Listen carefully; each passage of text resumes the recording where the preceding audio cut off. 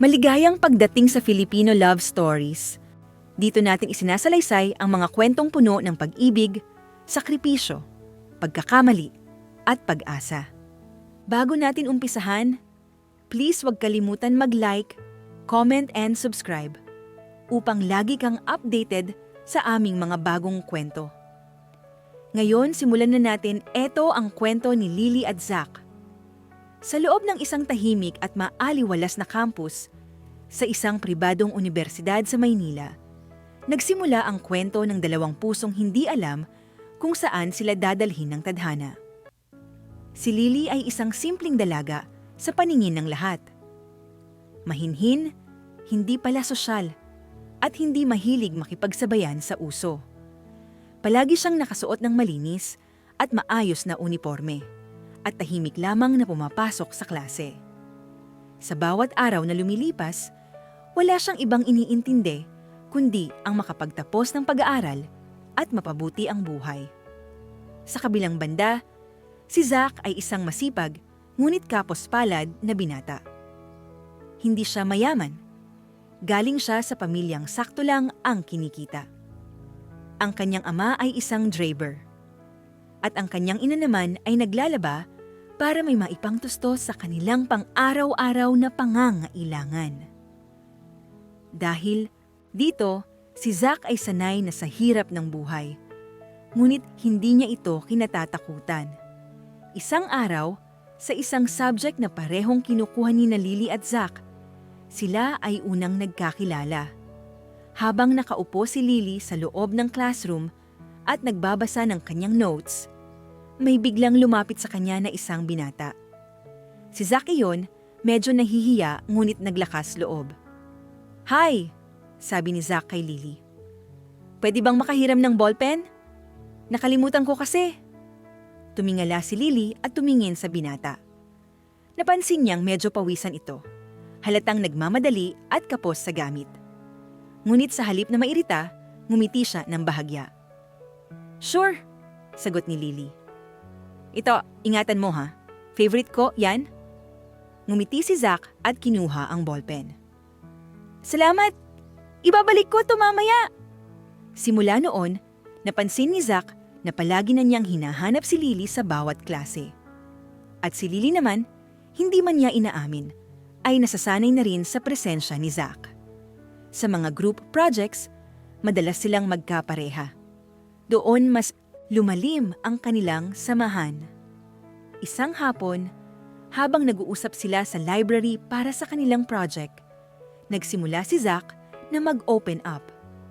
"Alam mo, Lily," sabi ni Zach habang nakaupo sa tabi niya, "pangarap ko talaga makapagtapos. Gusto kong makahanap ng magandang trabaho para makatulong sa pamilya ko.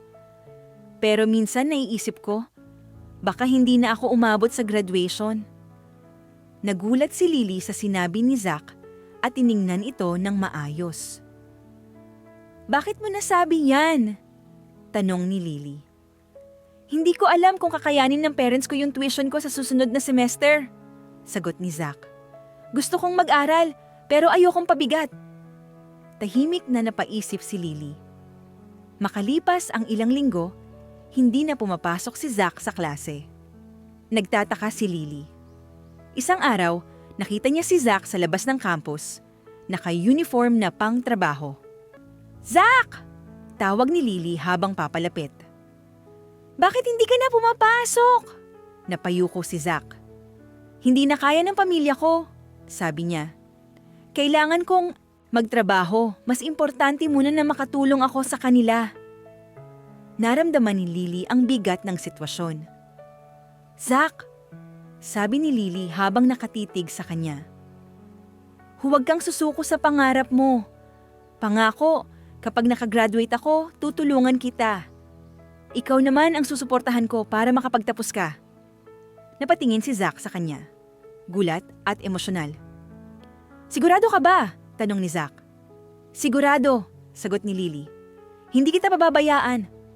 At doon nagsimula ang pangako na babago sa kanilang mga buhay. Lumipas ang mga taon at sa wakas, nakatapos si Lily ng kanyang pag-aaral. Sa araw ng kanilang pamamaalam, Magkahawak sila ng kamay.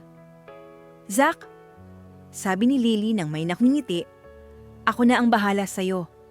Mag-iipon ako sa ibang bansa at tutulungan kitang makabalik sa school." "Salamat, Lily," sagot ni Zach. "Hihintayin kita." Hindi sinabi ni Lily kay Zach ang totoong dahilan kung bakit siya pupunta sa ibang bansa. Hindi niya alam na siya pala ang magiging susunod na CEO ng kanilang kumpanya. At sa kanyang pag-alis, nagsimula ang mas malaking laban sa kanilang mga puso. Tahimik ang airport ng araw na iyon. Nakatayo si Zach sa labas ng departure area. Hawak ang strap ng kanyang lumang bag. Wala siyang ibang dala kundi ang pangarap na balang araw ay makakatapos siya ng pag-aaral. Ngunit sa ngayon, kailangan muna niyang magtrabaho. Sa kabilang banda, si Lily ay nakatayo sa harap ng kanyang pamilya. Maayos ang suot, elegante, at halatang handa na para sa bagong yugto ng kanyang buhay. Ngunit sa loob niya, mabigat ang pakiramdam. Lumapit si Zach kay Lily. "Sigurado ka na ba?" tanong ni Zach kay Lily, halatang nag-aalala. "Talaga bang aalis ka na ng bansa?" "Oo," sagot ni Lily kay Zach habang pinipigilan ang kanyang emosyon. "Kailangan ko talaga. May mas mahalagang dapat gawin." "Akala ko magtatrabaho ka lang doon?" tanong ni Zach. "Para sa atin?" Ngumiti si Lily, ngunit hindi niya masabi ang buong katotohanan. "Zach," sabi ni Lily sa kanya ng malumanay, "lahat ng gagawin ko doon ay para rin sa'yo, para makapagtapos ka." Hindi na nagtanong pa si Zach. Sa isip niya, sapat na ang pangako ni Lily.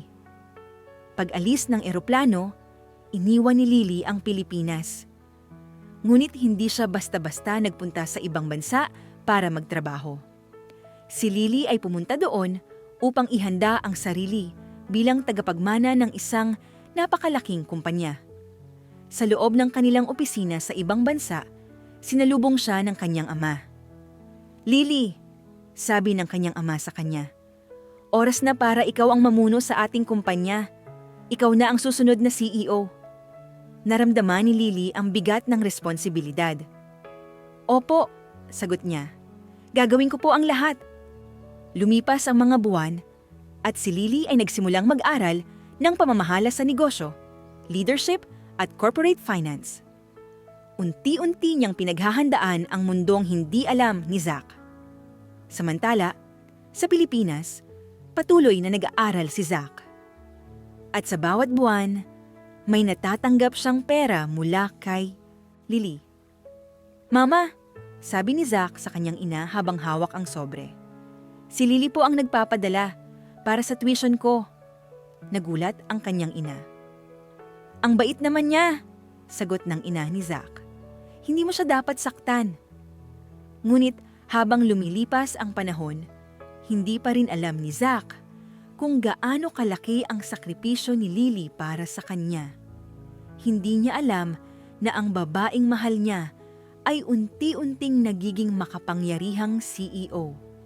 At sa bawat perang natatanggap niya, lalo lamang siyang nangarap na balang araw ay maibabalik niya ang lahat ng iyon kay Lily. Lumipas ang ilang taon.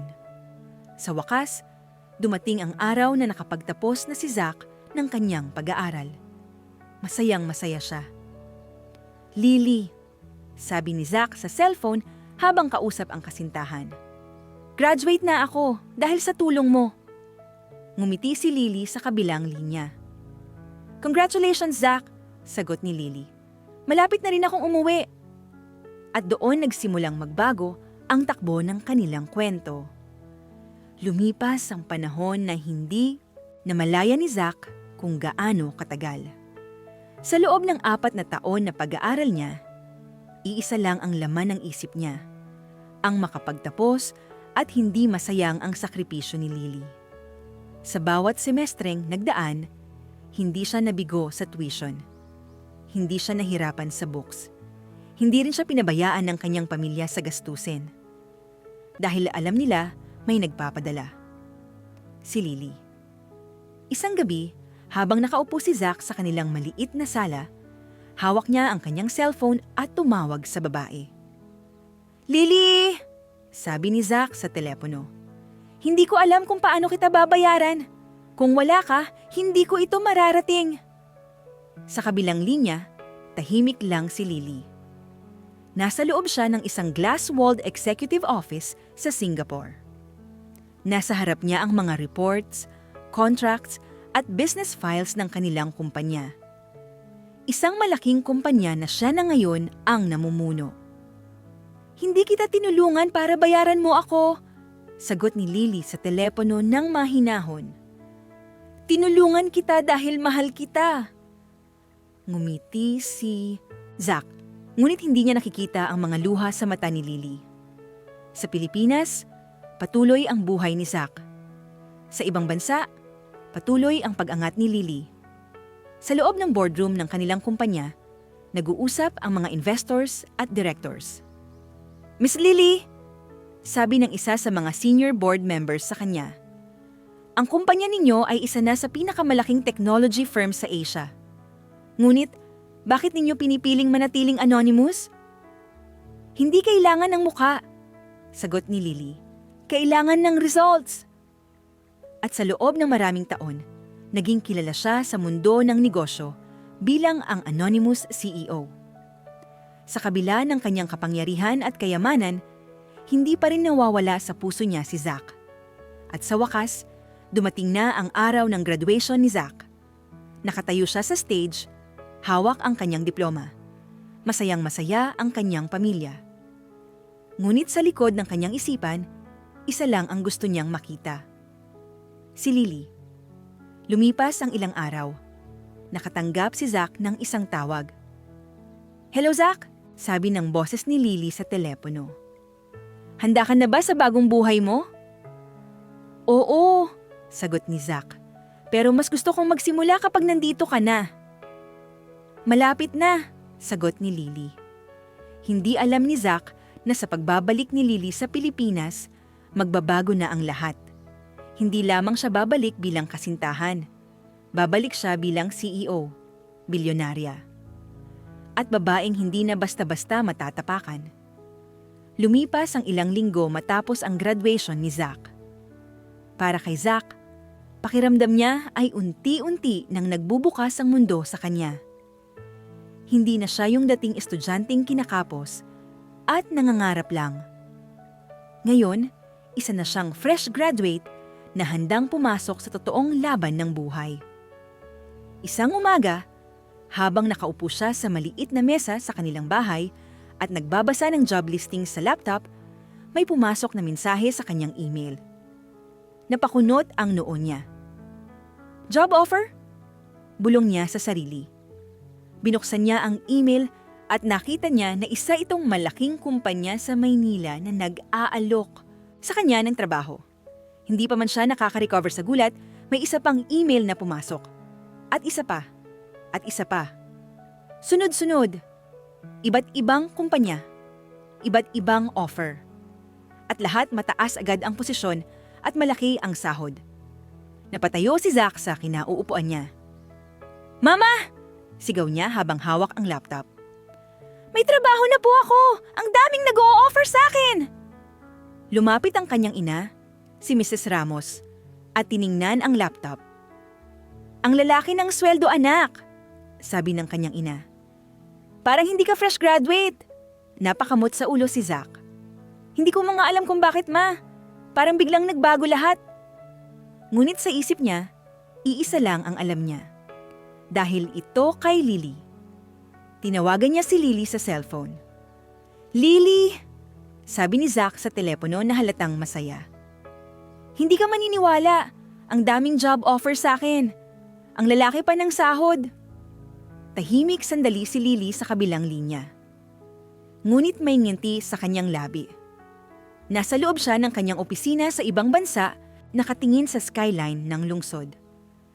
"I'm proud of you," sagot ni Lily. "Deserve mo yan." "Babe," sabi ni Zack, "ikaw talaga dahilan kung bakit ako nakatapos. Hindi ko malilimutan to." "Hindi mo kailangang magpasalamat," sagot ni Lily. Malapit na akong umuwi. Talaga? Sagot ni Zack. Kailan? Soon. Sagot ni Lily. Hindi niya sinabing ang pagbabalik niya ay hindi lang bilang girlfriend. Babalik siya bilang CEO, makapangyarihan, at handang baguhin ang takbo ng kanilang tadhana. Sa loob ng isang meeting room sa Pilipinas, nag-uusap ang general manager at CEO ng isang malaking kumpanya. Sir, sabi ng sekretary, may request po si Miss Lily. Gusto niya pong tanggapin agad si Zack Ramos sa kumpanya ninyo. Of course, sagot ng CEO. Kung siya ang nagsabi, wala tayong choice. At doon nagsimulang umangat si Zack sa buhay. Hindi dahil sa kanyang kakayahan, kundi dahil sa impluwensya ni Lily. Hindi niya alam yon. Akala niya'y sariling sikap niya ang lahat. At habang lumilipas ang mga buwan, unti-unting nagbabago ang ugali ni Zack. Hindi na siya yung dating mapagmahal at humble. Nagiging malamig na siya. At si Lily, naghihintay pa rin sa kanyang pagbabalik. Lumipas ang ilang buwan matapos matanggap si Zack sa isang mataas na posisyon sa isang kilalang kumpanya sa Maynila. Sa simula, masayang-masaya si Zack. Para bang unti-unti na niyang natutupad ang pangarap niya para sa kanyang pamilya. Hindi niya maipaliwanag kung paano siya agad natanggap sa ganoong kataas na posisyon. Pero sa isip niya, siguro ay pinagpala lang siya ng tadhana. Sa bawat araw na pumapasok siya sa trabaho, nakikita niya ang malaking pagbabago sa kanyang buhay.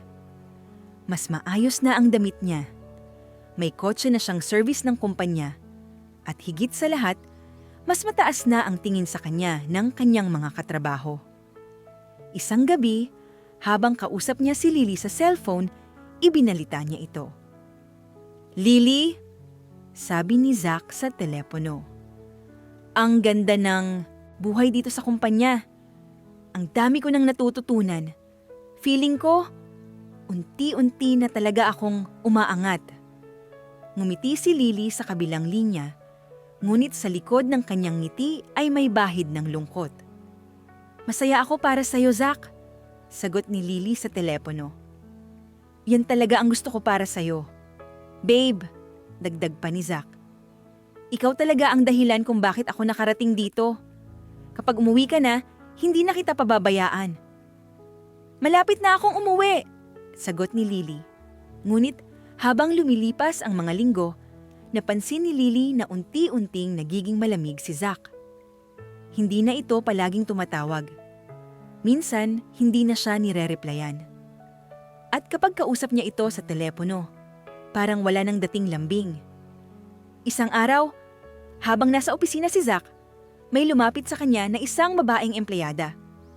Maganda, sosyal, at halatang galing sa mayamang pamilya.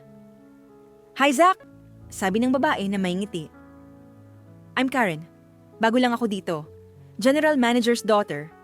Napangiti si Zack at nagpakilala. Zack Ramos, sagot niya. Nice to meet you. Simula noon, madalas na silang magkasama sa lunch break. Madalas na ring magkatabi sa meetings. Hindi na malaya ni Zack, unti-unti na pala siyang nahuhulog sa bagong babae. At hindi niya alam, si Karen ang magiging dahilan ng pagkasira ng relasyon nila ni Lily. Sa kabilang banda, si Lily ay abala sa pamamahala ng kanyang kumpanya. Isa na siyang makapangyarihang CEO. Ngunit sa kabila ng kanyang tagumpay, iisa pa rin ang laman ng puso niya. Si Zack. Isang gabi, tinawagan niya ito. Zack, sabi ni Lily sa telepono. Kailan ba tayo magkikita? Ang tagal na kitang hindi nakikita. Medyo natigilan si Zack. Busy kasi ako dito, sagot niya. Maraming trabaho. Okay, sagot ni Lily. Pero tandaan mo babalik na ako. Hindi na sumagot si Zack. At doon nagsimulang mabasag ang tiwala ni Lily. Lumipas pa ang mga araw at lalo pang nagbago si Zack. Dati, siya ang unang tumatawag kay Lily. Siya ang laging excited na kausap ito. Nagkukuwento ng mga plano niya sa buhay. at nagsasabing gaganti siya sa lahat ng sakripisyo ni Lily sa kanya. Pero ngayon, parang ibang tao na siya. Sa loob ng opisina, mas madalas na niyang kasama si Karen. Hindi na lang sila simpleng magkaibigan. Palagi na silang magkatabi. Sabay silang kumakain. Sabay umuuwi. At kahit hindi niya sinasabi, halata sa mga mata niya na may nararamdaman na siya para sa babae. Isang tanghali, habang nasa pantry si Zach, kinausap siya ng kaibigan niyang si Brian. "Pre," sabi ni Brian, "ano na kayo ni Lily? Matagal mo na siyang hindi nababanggit." Saglit na natahimik si Zach. "Busy lang siya," sagot ni Zach na parang iniiwasan ang tanong. Ngumisi si Brian. "Ah, o busy ka rin sa iba?" Biro ni Brian habang napatingin kay Karen na nakatayo sa kabilang mesa. Hindi nagsalita si Zach. Pero sa loob-loob niya, alam niyang hindi na lang ito biro. Unti-unti na niyang pinapalitan si Lily sa puso niya. Samantala, sa kabilang bansa, si Lily ay patuloy pa rin sa pag-aalaga sa pangarap ni Zach. Araw-araw, nagpapadala siya ng pera para sa pamilya nito. Araw-araw, ina-update niya ang mga kumpanya sa Pilipinas na siguraduhing manatiling maganda ang posisyon ni Zach. At sa puso niya, naniniwala siyang pagbalik niya, magiging buo ulit ang pagmamahalan nila. Isang gabi, habang nakaupo si Lily sa kanyang opisina at hawak ang cellphone, tinawagan niya si Zach. "Zach," sabi ni Lily sa telepono na may halong lambing, "kamusta ka na? Miss na kita." Sumagot si Zach sa kabilang linya. "Okay lang," sagot niya. "Medyo busy lang talaga sa trabaho." "Gusto kitang makita," sabi ni Lily. "Babalik na ako soon." Napatingin si Zach sa tabi niya. Nandoon si Karen nakangiti habang inaabot sa kanya ang kape. Sige," sagot ni Zach. Pero sa boses niya, walang excitement. Pagkatapos ng tawag, nanahimik si Lily. May kakaiba siyang pakiramdam. Parang may mali. Hindi niya paalam kung ano. Sa Pilipinas, dumating ang araw ng promotion party ni Zach. Malaking event iyon. Nandoon ang mga managers. Nandoon ang general manager na ama ni Karen. At nandoon din ang ina ni Zach na proud sa kanya. Sa stage, inanunsyo ng CEO ng kumpanya ang pangalan ni Zach. "Congratulations to Zach Ramos for your promotion," sabi ng CEO. Palakpakan ang buong hall. At sa tabi ni Zach, si Karen ang unang yumakap sa kanya. "Proud ako sa'yo," sabi ni Karen habang nakahawak sa kanyang braso. Ngumiti si Zach. Hindi na niya napigilan. Sa loob-loob niya, si Karen na ang gusto niya. Hindi si Lily. At habang nangyayari iyon, si Lily ay nasa eroplano na pauwi sa Pilipinas. May hawak na buke ng bulaklak para kay Zach. Buong puso siyang naniniwala na magiging masaya ang muli nilang pagkikita. Hindi niya alam na sa paglapag ng eroplano, isang katotohanan ang sasalubong sa kanya. At iyon ang sisira sa kanyang puso.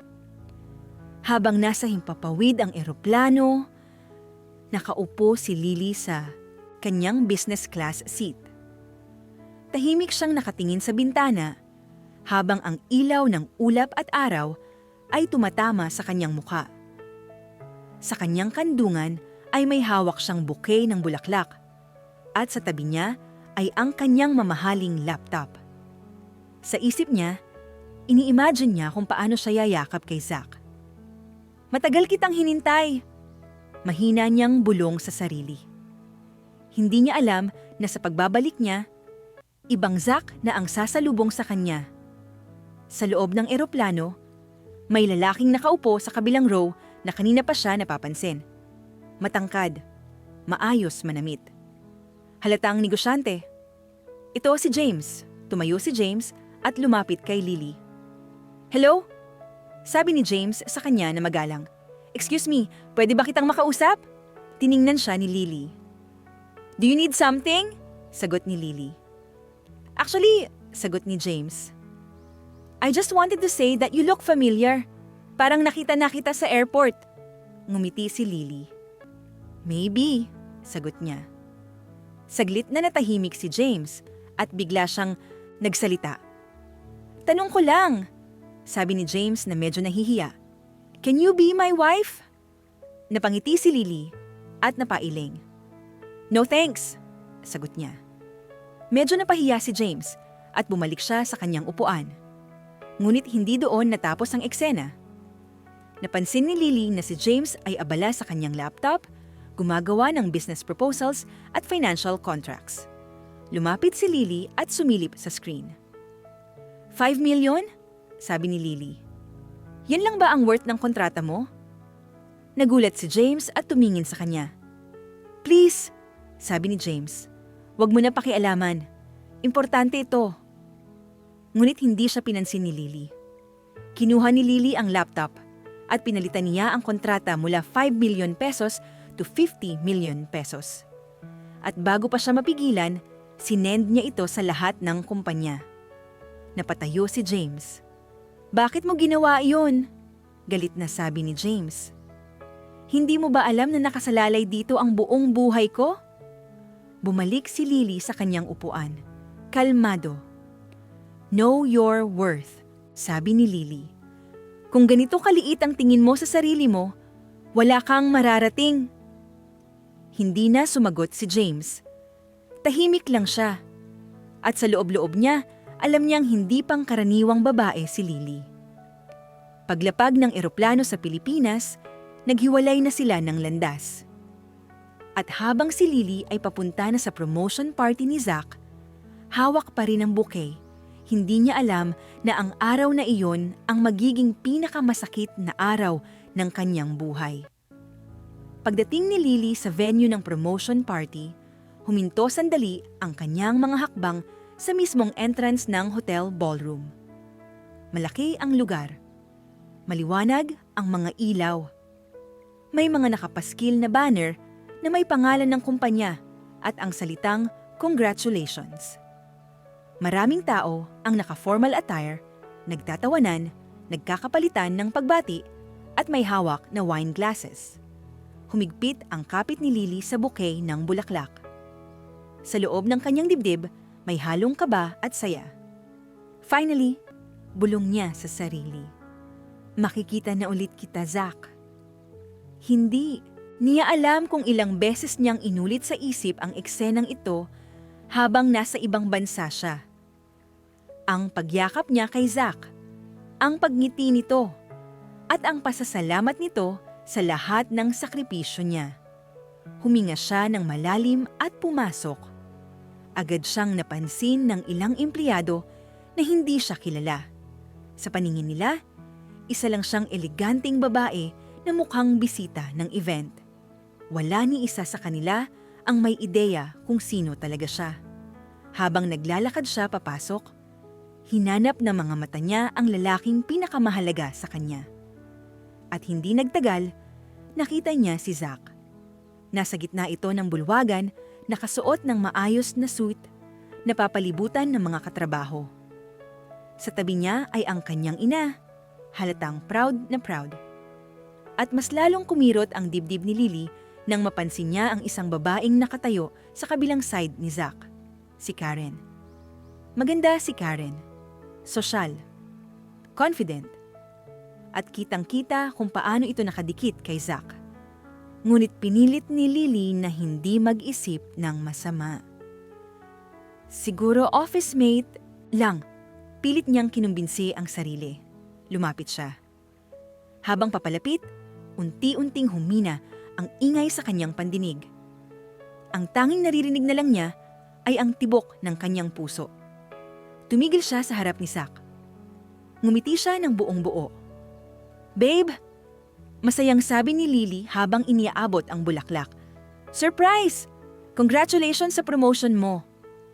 Saglit na nanigas si Zach. Hindi niya inaasahan iyon. Hindi niya inaasahang darating si Lily. Hindi niya inaasahang haharap siya sa babaeng minsang sinabihan niya ng mahal. Hindi niya inaasahang masasaksihan ni Lily ang bagong buhay na binuo niya, kasama ang ibang babae. Anong ginagawa mo dito? Biglang tanong ni Zack. Malamig ang tono. Nabigla si Lily. Umuwi ako, sagot niya. Bahagyang nagtataka. Di ba sabi ko sa'yo babalik ako?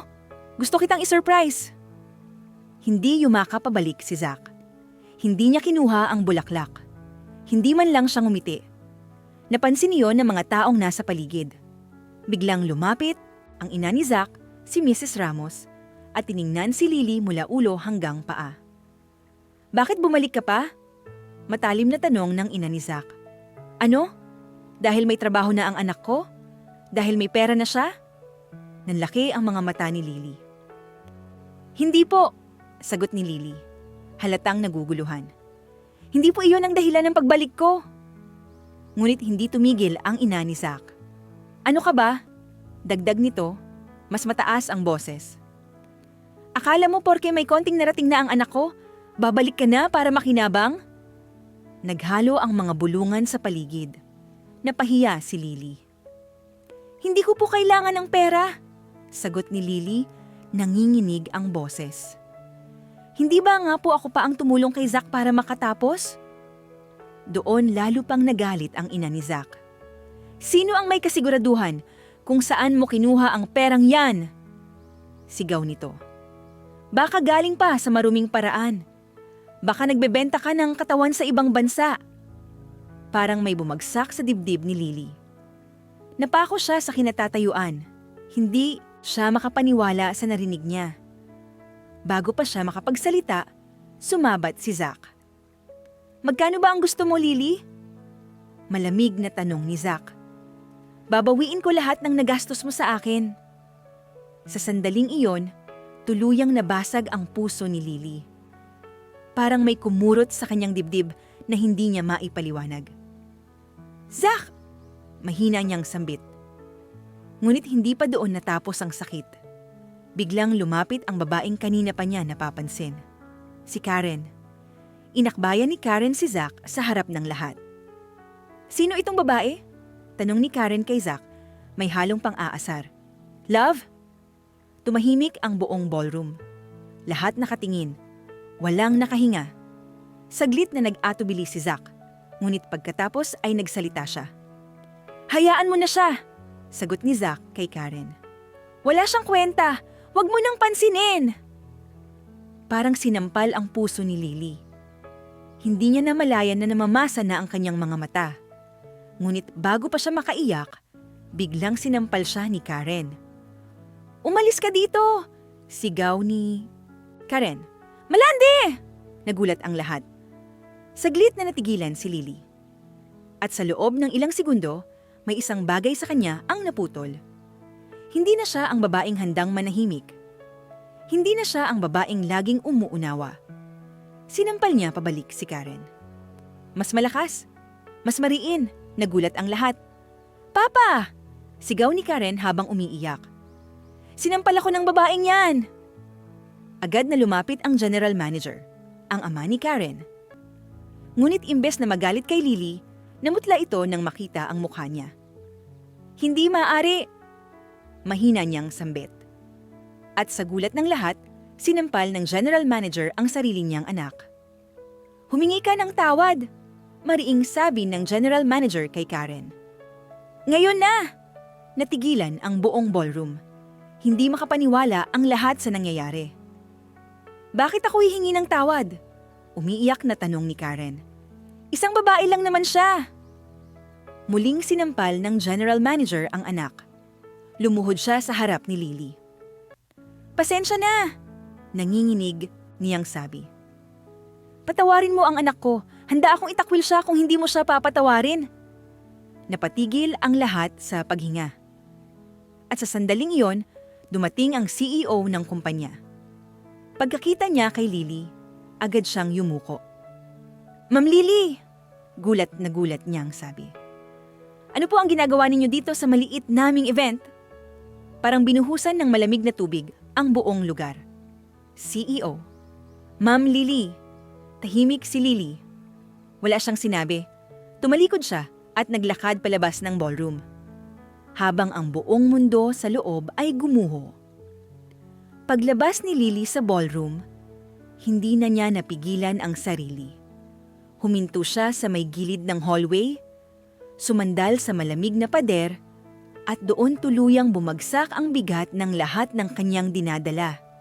Tahimik siyang umiiyak, hindi dahil nasampal siya, hindi dahil pinahiya siya, kundi dahil ang lalaking minahal niya ng buong buo ay nagawang itaboy siya sa harap ng lahat. Hindi niya inaasahan iyon. Hindi niya inakalang si Zack, ang lalaking pinangarap niyang pakasalan, ay magiging ganito. Sa loob ng ballroom, nagkakagulo na. Hindi ninyo ba alam kung sino yung babae? Galit na sigaw ng CEO ng kumpanya kay Zack at sa ina nito. Si Lily ang pinakamakapangyarihang CEO sa Pilipinas. Isa siya sa pinakamayaman at pinakaimpluwensyang negosyante sa buong bansa. Nanlaki ang mga mata ng ina ni Zack. Ano? Nanginginig na sagot ng ina ni Zack. Siya yung nagpapadala ng pera? Oo, sigaw ng CEO. At dahil sa ginawa ninyo, hindi lang kayo, kundi pati ang buong kumpanya ay malalagay sa panganib. Tahimik si Zack. Hindi siya makapaniwala. Hindi niya alam na ang babaeng minamaliit niya ay isang CEO pala. Hindi niya alam na ang babaeng ininsulto niya ay siyang dahilan ng kanyang tagumpay. Sa labas ng ballroom, tuloy ang paglalakad ni Lily. Hindi na siya lumingon. Hindi na siya nag-isip. Ang gusto na lang niya ay makalayo sa lahat. Sa loob ng kanyang sasakyan, pumikit siya. Enough! Mahina niyang sabi sa sarili. Tama na! Hindi niya hahabulin si Zack. Hindi niya babalikan ang lalaking iyon. At sa wakas, pinili niyang mahalin ang sarili. Lumipas ang mga araw. Sa Pilipinas, kumalat ang balita tungkol sa nangyaring iskandalo sa promotion party. Lahat ng sangkot ay tinanggal sa trabaho. Kasama na si Zack. Kasama na si Karen. Kasama na ang general manager. Lahat sila ay pumunta kay Lily upang humingi ng tawad. Isang hapon, habang nakaupo si Lily sa loob ng kanyang opisina, pumasok ang kanyang assistant. Ma'am, sabi ng assistant, nandito po si Zack. Gusto raw po kayong makausap.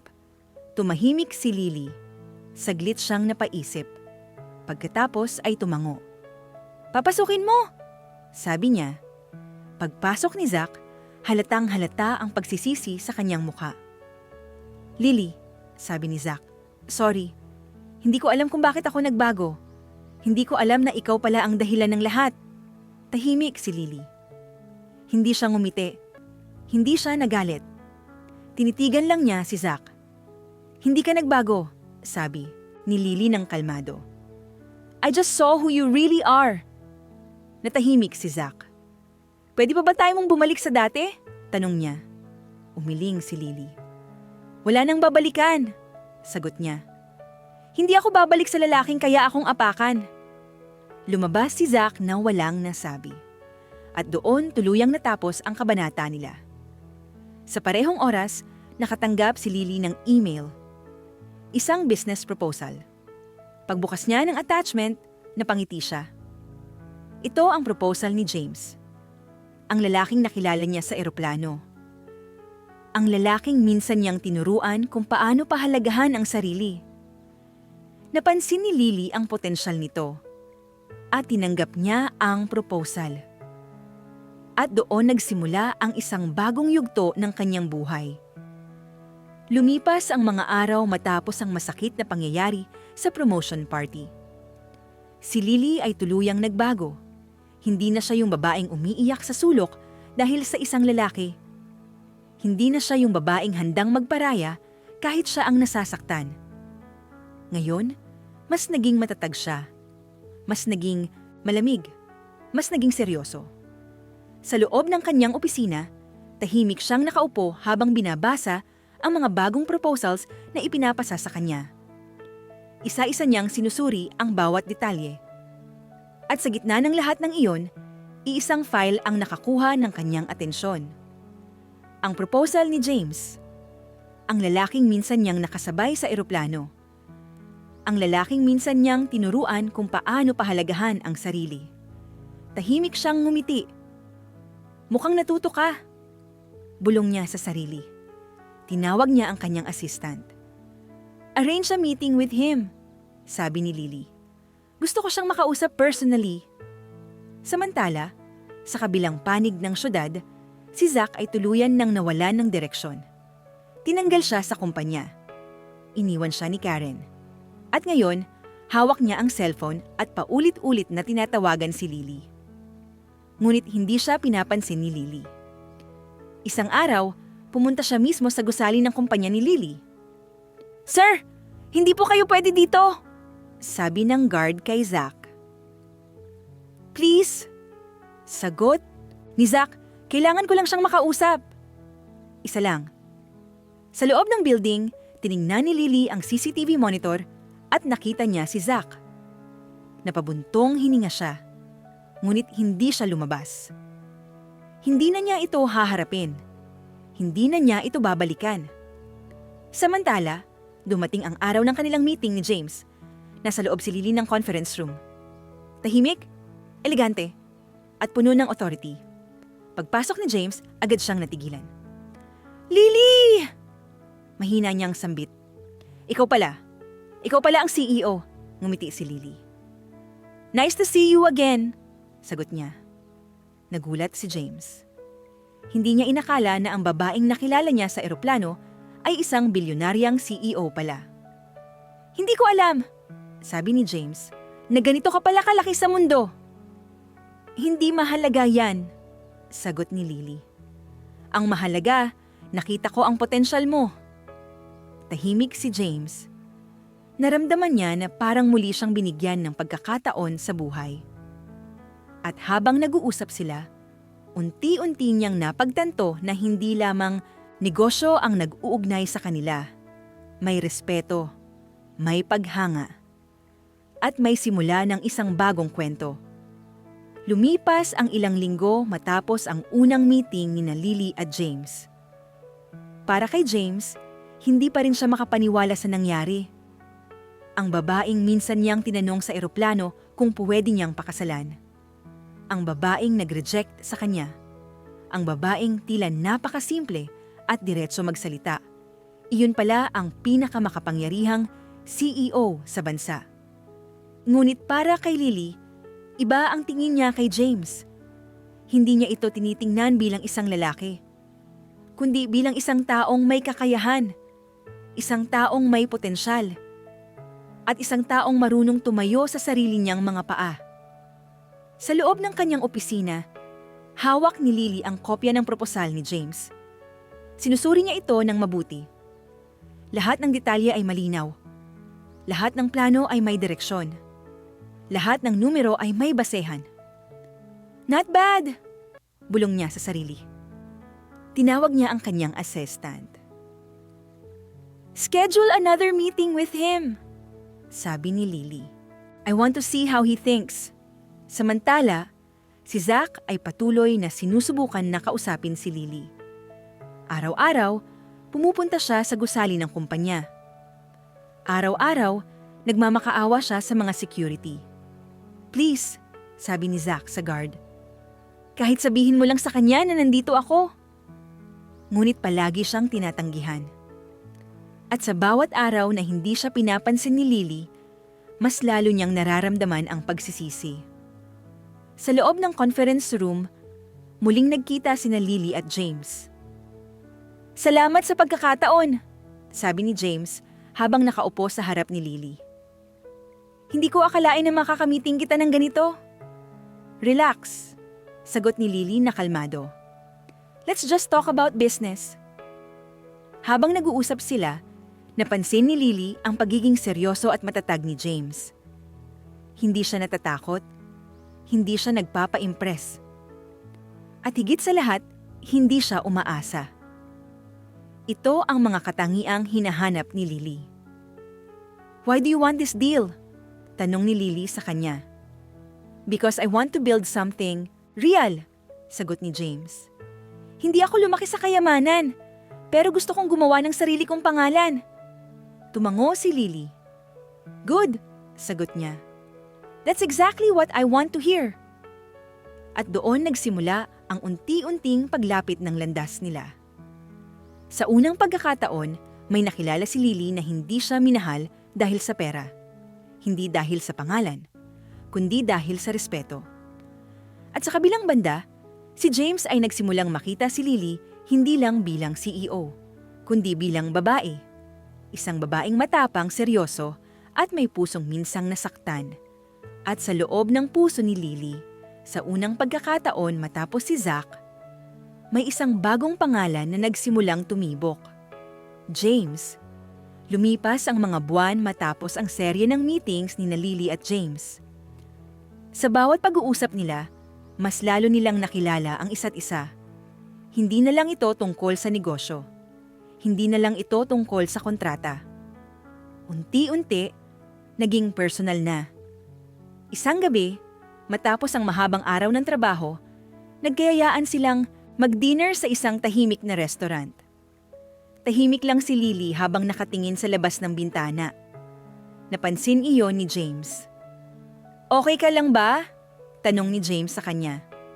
Okay lang, sagot ni Lily. Napapagod lang siguro? Ngumiti si James. Hindi mo kailangang palaging maging malakas, sabi ni James. Pwede ka ring sumandal sa iba. Napatingin si Lily sa kanya. Sa mga mata ni James, walang pagmamataas. Walang kayabangan. Walang pagnanasa sa kayamanan niya. Tanging katotohanan lang. Sa sandaling iyon, naalala ni Lily ang lahat ng sakit na pinagdaanan niya. Ang pang-iwan ni Zack. Ang kahihiyan sa promotion party. Ang mga salitang bumasag sa puso niya. Ngunit ngayon, iba na. Hindi na siya yung dating Lily na takot masaktan. Mas matatag na siya. At mas handa na siyang magmahal ulit. James, mahina niyang sabi. Salamat, dahil hindi mo ako hinusgahan. Hindi kita kailangang husgahan, sagot ni James. Gusto lang kitang intindihin. Tahimik silang nagkatitigan. At sa wakas, ngumiti si Lily. Sa kabilang banda, si Zack ay tuluyan nang nawala sa buhay ni Lily. Sinubukan man niyang bumalik, huli na ang lahat. Pinili ni Lily na hindi na siya balikan. Pinili niya ang sarili niya. At pinili niya ang lalaking marunong rumespeto sa kanya. Makalipas ang ilang linggo, formal nang inanunsyo ni Lily sa board of directors na si James na ang magiging bagong partner ng kumpanya. Hindi lamang sa negosyo, kundi sa buhay. At sa wakas, nahanap ni Lily ang lalaking hindi siya minahal dahil sa pera, kundi dahil sa kung sino siya. At doon nagtatapos ang kwento ng isang dalagang minahal, niloko at muling bumangon. At sa dulo ng lahat ng iyon, si Lily ay hindi lamang naging CEO. Naging masaya din siya. Wakas.